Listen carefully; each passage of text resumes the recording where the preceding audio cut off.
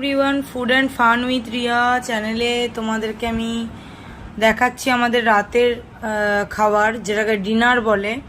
তো আমার হাজব্যান্ডেরটা দেখে নাও। ও হচ্ছে পরোটা, ডিমের অমলেট করে দিয়েছি, আর সাথে হচ্ছে আলু পটল চিংড়ির তরকারি। এইবারে আমারটা দেখাবো, যেটা কলকাতার, আমার শ্বশুরবাড়ি তো কলকাতায়, তো তাদের কাছে এটা খুব একটা পছন্দের খাবার না। সেটা হচ্ছে ছাতু মাখা। এই যে লঙ্কা পেঁয়াজ দিয়ে ছাতুটাকে মেখেছি, আর একটা ডিমের বড়া করেছি, আর ভাতটাকে জল দিয়ে ধুয়েছি। এটা গরমের শ্রেষ্ঠ খাবার।